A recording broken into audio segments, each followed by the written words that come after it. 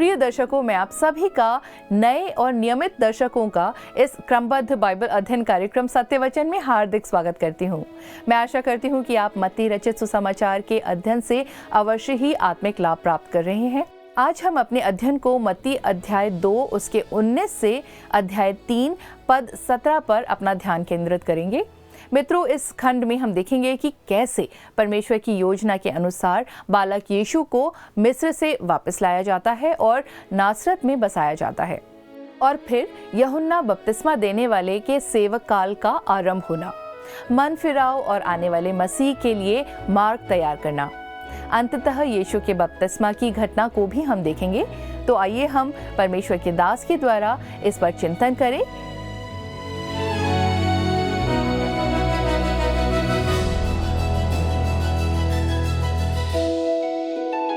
प्रिय दर्शकों, आप सभी को प्रेम भरा नमस्कार। आशा है आप परमेश्वर के वचन में दृढ़ होते जा रहे हैं। आप सभी से निवेदन है दोस्तों कि आप अपनी आशीषों को हमें निरंतर फ़ोन या व्हाट्सएप के द्वारा बताएं, जिससे हमें आपके बारे में जानकारी प्राप्त हो सके। मित्रों, पिछले अध्ययन में हमने देखा था कि परमेश्वर की आज्ञा से ज्योतिषी अन्य मार्ग से वापस लौट जाते हैं तथा यूसुफ, मरियम और बालक यीशु को लेकर यूसुफ मिस्र चले जाता है। आइए अब हम आगे बढ़ते हैं और उन घटनाओं पर अपना ध्यान केंद्रित करते हैं जो इसके बाद होती है, अर्थात नासरत को वापस आना। मत्ती रचित सुसमाचार 2 अध्याय पद 19 को हम पढ़ते हैं, जहां पर लिखा है, हेरोदेस के मरने के बाद प्रभु के दूत ने मिस्र में यूसुफ को स्वप्न में दिखाई देकर कहा। यहाँ पर आप देखते हैं दोस्तों, इस बात की ओर और मैं आप सभी का ध्यान आकर्षित करना चाहता हूँ कि हमने उत्पत्ति 32 अध्याय में पनिएल के पास प्रभु के एक दूत अर्थात याकूब के सामने उपस्थित होते हुए उसे देखा था। यहाँ पर भी परमेश्वर का एक दूत है जो यहाँ पर यूसुफ के सामने प्रकट होता है, उपस्थित होता है।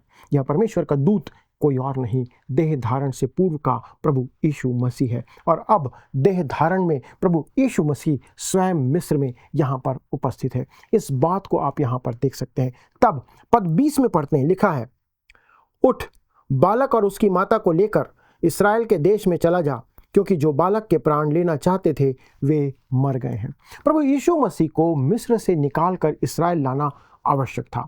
उसका कारण यह था कि वह व्यवस्था के अधीन उत्पन्न हुआ था और उसे मूसा की व्यवस्था के द्वारा जो दी गई व्यवस्था थी उसके अधीन ही इस्राएल में जीवन यापन करना था। केवल वही एकमात्र व्यक्ति था जिसने पूरी व्यवस्था को जो यहाँ पर दी गई है बाइबल में उसका पालन किया, उसे पूरा किया। तब पद 21 और 22 में हम पढ़ते हैं, लिखा है, वह उठा और बालक और उसकी माता को साथ लेकर इस्राएल के देश में आया, परंतु यह सुनकर कि अरखिलाउस अपने पिता हेरोदेस की जगह यहूदिया पर राज्य कर रहा है, वहां जाने से डरा।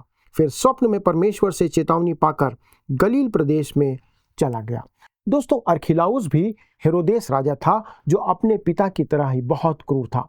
आप इस बात को याद रखें कि हेरोदेस उनका कोई नाम नहीं था, पर यह राजा की पदवी थी। उस समय राजा को हेरोदेस कहा जाता था उस देश में। इस कारण जितने भी राजा हुए वे सारे राजा हेरोदेस कहलाते थे।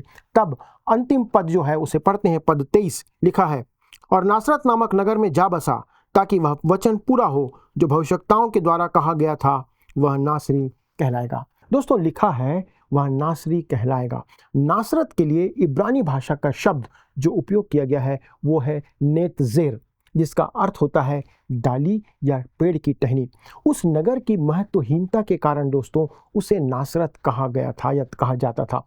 यशायाह 11 अध्याय के पद 1 में, यशायाह 53 अध्याय के पद 2 और 3 में, और भजन संहिता 22 अध्याय के पद 6 की भविष्यवाणी यहाँ पर इसमें शामिल की गई है, जो नाजिर शब्द से जुड़ी हुई है। परंतु प्रभु यीशु मसीह को यह नाम केवल इसलिए नहीं दिया गया था कि वह ईशय के ठूंठ या ईशय के वंश से हुआ था, परंतु इस कारण भी उसे यह नाम दिया गया क्योंकि वह नासरत में पला और बढ़ा था। इसी कारण प्रभु यीशु मसीह को यीशु नासरी कहते हैं, और वो नासरी कहलाया। जो भविष्यवाणी यहाँ पर दी गई है वो भविष्यवाणी पूरी होती है। इस प्रकार से दोस्तों हमने प्रभु यीशु मसीह के जन्म के स्थान से संबंधित 4 भविष्यवाणियों को देख लिया। आपको ये याद होगी, बैतलहम में उसका जन्म, मिस्र से प्रभु यीशु मसीह का बुलाया जाना, रामाह में प्रभु यीशु मसीह के संदर्भ में करुण नाद और उसका नासरी कहलाना। दोस्तों ये 4 भविष्यवाणियाँ बहुत साधारण रीति से पूरी हुई, इसमें कोई कठिनाई नहीं हुई, यद्यपि लोगों को लगता था कि कैसे होगी। इसके साथ ही यहाँ पर अध्याय 2 समाप्त होता है, परंतु हम अपने अध्ययन को अध्याय 3 से जारी रखेंगे, जिसका विषय है राजा का अग्रदूत यूहन्ना बपतिस्मा देने वाला उस राज्य की घोषणा करता है और राजा की भी घोषणा करता है, अर्थात प्रभु यीशु मसीह की, और प्रभु यीशु मसीह को बपतिस्मा देता है। दोस्तों यूहन्ना बपतिस्मा देने वाले की सेवा को यहाँ से हम आरंभ होते हुए देखते हैं। आइए हम पढ़ते हैं मत्ती रचित सुसमाचार, उसका अध्याय 3 का पद 1 और पद 2। लिखा है, उन दिनों में यूहन्ना बपतिस्मा देने वाला आकर यहूदिया के जंगल में यह प्रचार करने लगा, मन फिराओ क्योंकि स्वर्ग का राज्य निकट आ गया है। मित्रों, यूहन्ना बपतिस्मा देने वाला अचानक ही धर्मशास्त्र के पन्नों पर हमें यूं ही दिखाई दे देता है। यदि हमारे पास केवल मत्ती रचित सुसमाचार होता या हम केवल मत्ती रचित सुसमाचार को जानते तो शायद हम ये पूछते, अरे यह मनुष्य कहाँ से आ टपका और उसके आने का क्या प्रयोजन है, वह किस गोत्र से है, क्योंकि मत्ती हमें उसके बारे में कोई जानकारी नहीं देता है कि यूहन्ना बपतिस्मा देने वाला कौन है और उसका क्या कारण है, कुछ नहीं बताता। यद्यपि मलाकी भविष्यवक्ता ने मलाकी अध्याय 3 के पद 1 में पहले ही इस बात की घोषणा कर दिया था, जैसा लिखा है, देखो मैं अपने दूत को भेजता हूँ और वह मार्ग को मेरे आगे सुधारेगा, और प्रभु जिसे तुम ढूंढते हो वह अचानक अपने मंदिर में आ जाएगा। हाँ, वाचा का वह दूत जिसे तुम चाहते हो, सुनो वह आता है, सेनाओं के यहोवा का यही वचन है। दोस्तों यह दूत यूहन्ना बपतिस्मा देने वाला था। आपको इसकी पृष्ठभूमि जानने की आवश्यकता नहीं है। दोस्तों इस बात को ध्यान रखिए कि जब कोई डाकिया या पोस्टमैन आपके घर डाक लेकर आता है, चिट्ठी लेकर आता है, तो आप क्या उसके बारे में पता करते हैं? आप उसके बारे में पता नहीं करते कि वह कौन है, कहाँ रहता है। आपको इसमें कोई रुचि नहीं होती है, क्योंकि आपकी रुचि जो है वो संदेश में होती है, क्योंकि वो महत्वपूर्ण है, ना कि वो संदेशवाहक। इस कारण जब कोई संदेशवाहक या डाकिया आता है तो आप उसे धन्यवाद देते हैं, उसकी सराहना करते हैं और उसे विदा कर देते हैं। मित्रों, यूहन्ना बपतिस्मा देने वाला या यूहन्ना बपतिस्मा दाता ने बहुत स्पष्ट रूप से कहा था कि वह केवल संदेशवाहक है, और मत्ती भी इस बात को प्रकट करता है। इस कारण आप पाते हैं कि वह अचानक ही धर्मशास्त्र के पन्नों पर आता है, यहूदा के जंगल में प्रचार करते हुए प्रकट होता है और पुकार पुकार कर कहता है, मन फिराओ क्योंकि स्वर्ग का राज निकट आ गया है। दोस्तों आइए अब हम इन 3 अभिव्यक्तियों पर जो यहाँ दी गई हैं उस पर बहुत गहराई से विचार करें, क्योंकि ये महत्वपूर्ण है। पहला है मन फिराओ जो वो कहता है, दूसरा है स्वर्ग का राज्य, और तीसरा है निकट आ गया है। मित्रों, मन फिराओ यह अभिव्यक्ति सदा से ही परमेश्वर के लोगों को परमेश्वर की ओर फिरने और उनको चुनौती देती है कि वे परमेश्वर के निकटता में आ जाएं, इस कारण उपयोग की गई है। मन फिराव के लिए यूनानी भाषा में मेटोनोइया शब्द का उपयोग किया गया है। मेटोनोइया जिसका अर्थ है अपना मन बदलना। दोस्तों आप किसी एक दिशा में जा रहे हैं और अब आप सोचते विचारते हैं और तुरंत विपरीत दिशा में चलने लगते हैं, ये है मेटोनोइया। दोस्तों मेरे विचार में मन फिराव यह अभिव्यक्ति उद्धार प्राप्त मनुष्यों के लिए यहाँ पर दी गई है। आज के समय में परमेश्वर को जानने वाले लोगों के ऊपर ये बात लागू होती है। ये वही लोग हैं जब वे ठंडे पड़ जाते हैं, परमेश्वर से कभी दूर चले जाते हैं, जब उन्हें परमेश्वर की ओर वापस फिरने के लिए आह्वान दिया जाता है, उन्हें प्रोत्साहित किया जाता है, तब ये शब्द का उपयोग आप करते हैं। प्रकाशित वाक्य अध्याय 2 और अध्याय 3 में प्रभु यीशु मसीह ने, आपको याद होगा, स्वयं ही एशिया की जो 7 कलीसियाएं थी उन कलीसियाओं को ये संदेश दिया था, जहां पर वो इस बात को कहता है। दोस्तों आप मुझसे पूछ सकते हैं, क्या उद्धार रहित व्यक्ति को मन फिराने की आवश्यकता नहीं है? ये बात एक बहुत बड़ा चिन्ह या प्रश्न चिन्ह लगाती है। क्या एक व्यक्ति जो उद्धार नहीं पाया है उसे क्या मन फिराने की आवश्यकता है? नहीं दोस्तों, उसे मन फिराने की आवश्यकता नहीं है। एक उद्धार रहित मनुष्य को, ध्यान से सुनिएगा, एक उद्धार रहित मनुष्य को सबसे पहले प्रभु यीशु मसीह के पास आकर उस पर विश्वास करने के लिए कहा गया है। बाइबल ऐसा कहती है। प्रेरितों के काम 16 अध्याय पद 31 में पौलुस उस फिलिप्पी जेलर से यही कहता है, प्रभु यीशु मसीह पर विश्वास कर तो तू और तेरा घराना उद्धार पाएगा। उसे पश्चाताप करने की आवश्यकता नहीं थी, परंतु जब एक उद्धार रहित मनुष्य प्रभु यीशु मसीह पर विश्वास करता है, उसके उस उद्धारक मृत्यु पर विश्वास करता है, तब वह पश्चाताप ही करता है। यही बात यहाँ पर समझने की है। ध्यान से सुनिएगा दोस्तों, विश्वास का अर्थ है मसीह की ओर फिरना, मसीह के पास आना। जब आप मसीह की ओर फिरते हैं, उसकी तरफ आने लगते हैं, तब आपको किसी और चीज़ से भी फिरने की आवश्यकता होती है या फिर जाना चाहिए। दोस्तों, इस प्रकार से आप कह सकते हैं पश्चाताप विश्वास करने का एक भाग है। इसका मतलब कि जब आप विश्वास करते हैं प्रभु यीशु मसीह पर, तब साथ में आप पश्चाताप भी करते हैं।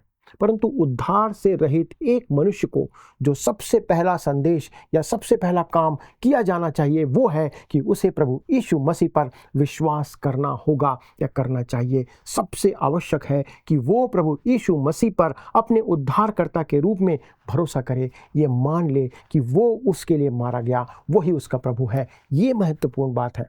अब आइए हम देखते हैं स्वर्ग का राज्य। इस अभिव्यक्ति का अर्थ होता है पृथ्वी पर परमेश्वर का या स्वर्ग का राज्य स्थापित होना। प्रभु यीशु मसीह राजा है, हमने इस बात को देखा।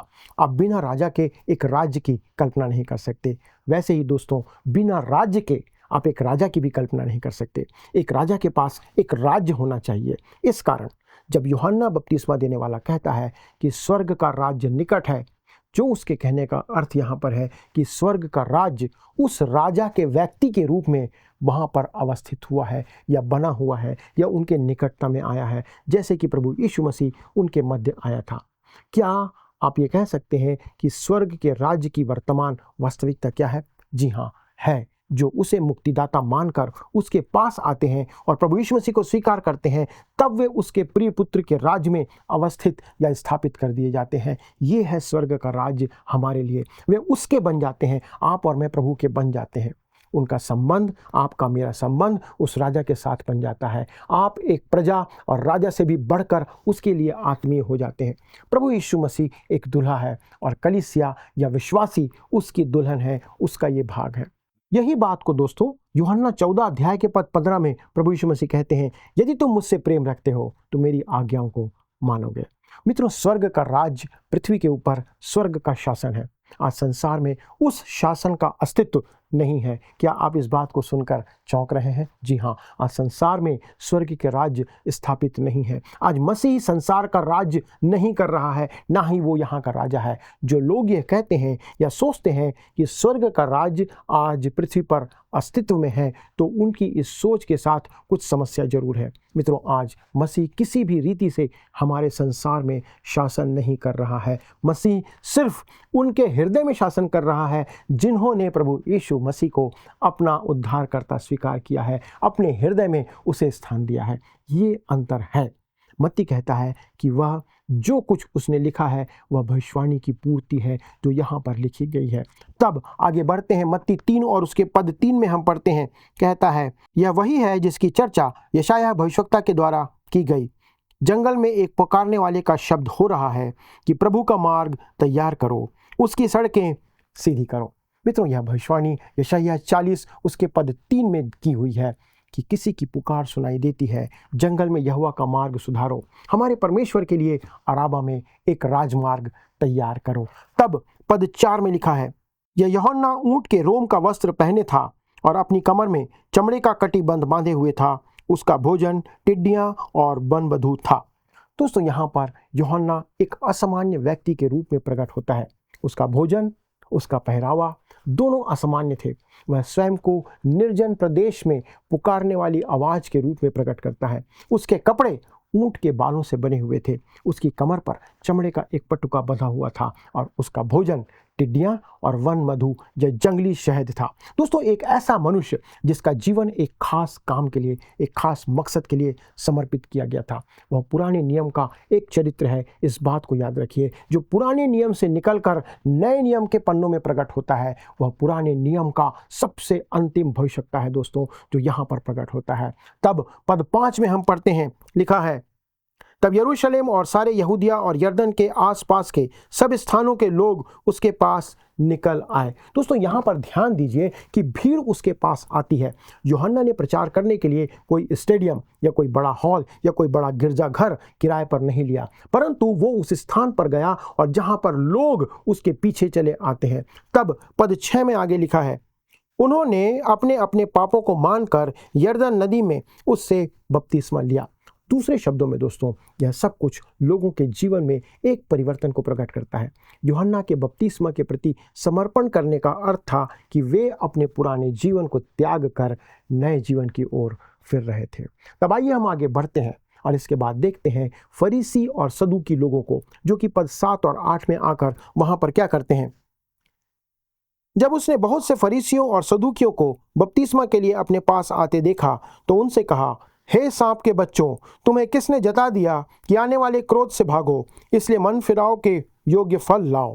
दोस्तों, यहाँ पर आप देखिए कि उसके पास कौन कौन आते हैं और सुनिए कि यूहन्ना किस प्रकार से इन सम्मानित अतिथियों का या सम्मानित लोगों का अभिवादन करता है, उनसे कैसे बात करता है। दोस्तों, यदि आपका पास्टर चर्च में आपको हे सांप के बच्चों कह करके आपको संबोधित करे तो आप क्या करेंगे? आप पास्टर को बदल देंगे। आप सिर्फ बपतिस्मे की प्रक्रिया या रीति विधि को निभाकर पार नहीं पा सकते। इस बात को ध्यान रखिए दोस्तों, आपके जीवन में फल दिखना चाहिए जो आवश्यक है, उसी बात को यहाँ पर कह रहा है। तब पद 9 में हम पढ़ते हैं और आगे क्या कहता है, लिखा हुआ है, और अपने अपने मन में यह ना सोचो कि हमारा पिता अब्राहम है, क्योंकि मैं तुमसे कहता हूँ कि परमेश्वर इन पत्थरों से अब्राहम के लिए संतान उत्पन्न कर सकता है। मित्रों, यह बहुत ही कठोर भाषा है जो यहाँ पर उपयोग करता है। इस कारण आप समझ सकते हैं कि वह पूरे यहूदिया में प्रसिद्ध व्यक्ति नहीं था, क्योंकि वो अपने शब्दों को इस रीति से तीखे शब्दों को उपयोग कर रहा था। तब पद 10 में क्या कहता है, अब कुल्हाड़ा पेड़ों की जड़ पर रखा हुआ है, इसलिए जो जो पेड़ अच्छा फल नहीं लाता वह काटा और आग में झोंका जाता है। मित्रों, नए नियम में फल लाने के बारे में बहुत कुछ कहा गया है।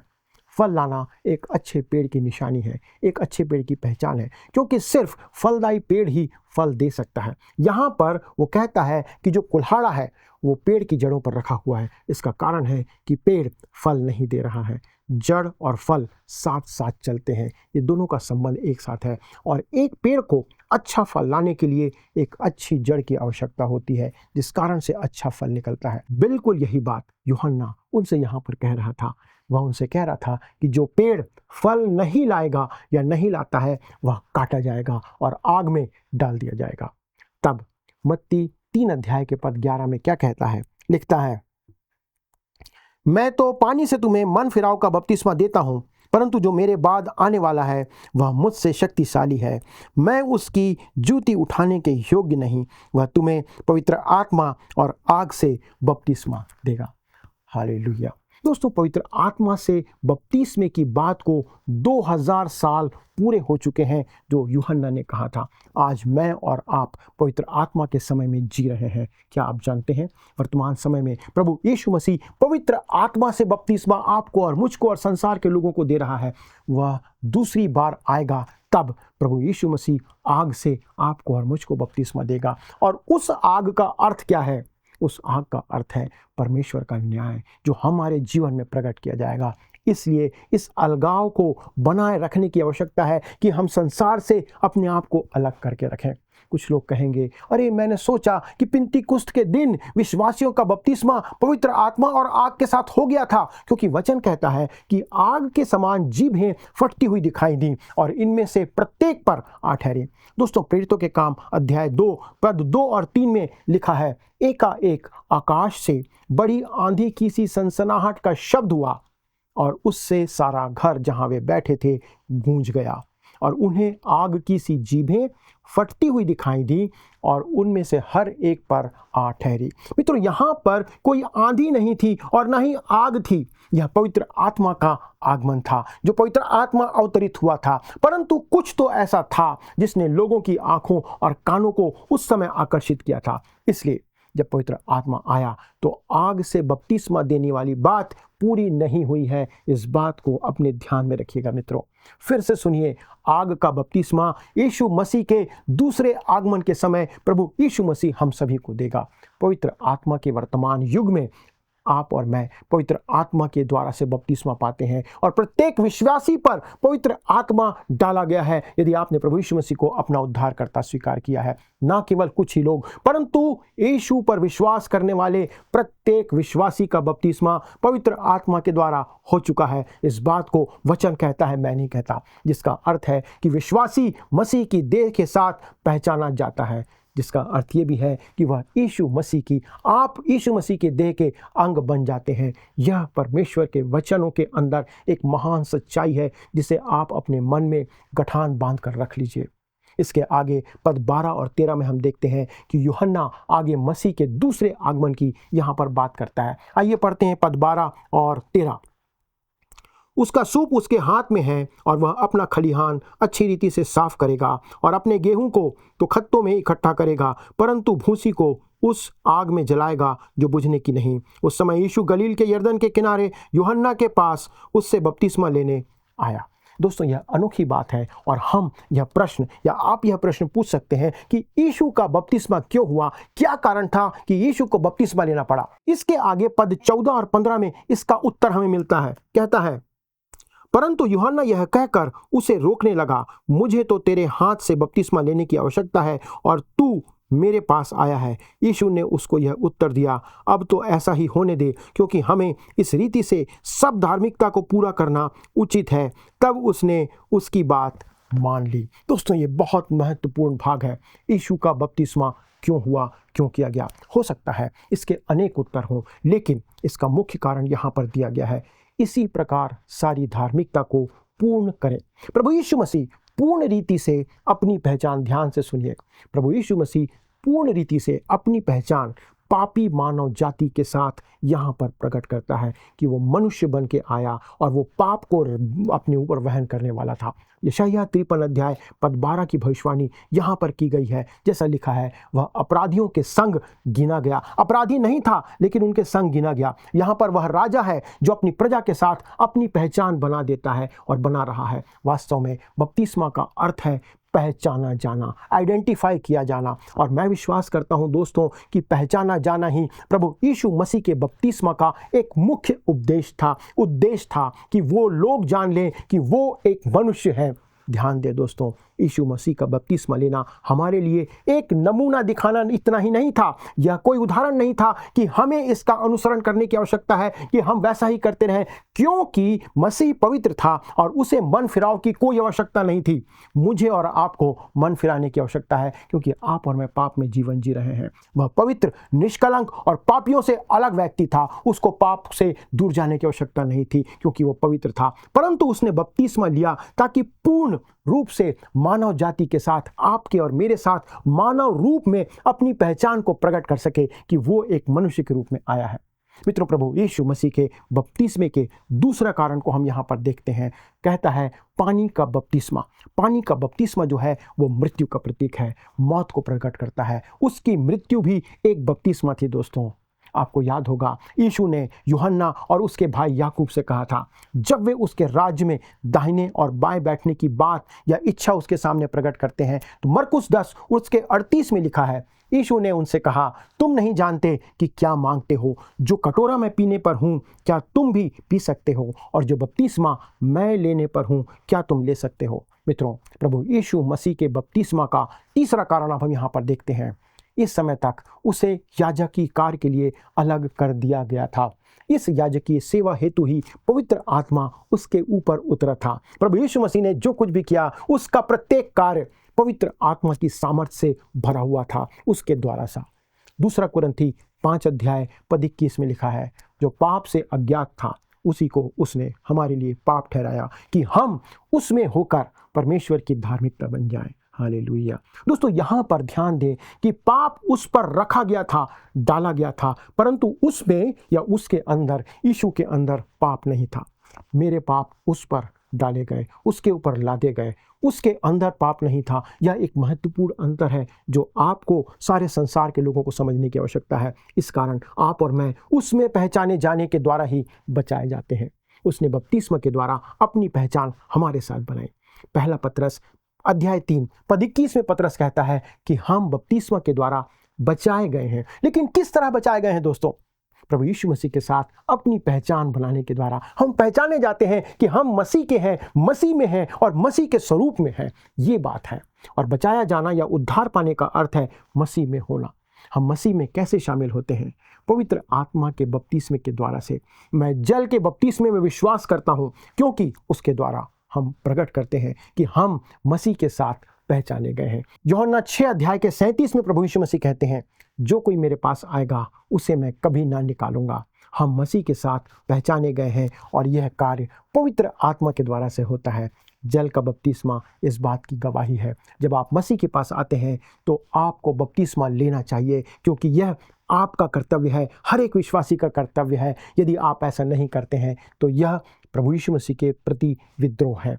तब कहता है, यीशु ने उसको यह उत्तर दिया, अब तो ऐसा ही होने दे, क्योंकि हमें इसी रीति से सब धार्मिकता को पूरा करना उचित है। तब उसने उसकी बात मान ली। तब अंतिम बात जहाँ पर देखते हैं पद 16 और 17 में लिखा है, और यीशु बपतिस्मा लेकर तुरंत पानी से ऊपर आया, और देखो उसके लिए आकाश खुल गया, और उसने परमेश्वर के आत्मा को कबूतर के समान उतरते और अपने ऊपर आते देखा। और देखो यह आकाशवाणी हुई, यह मेरा प्रिय पुत्र है जिससे मैं अत्यंत प्रसन्न हूँ।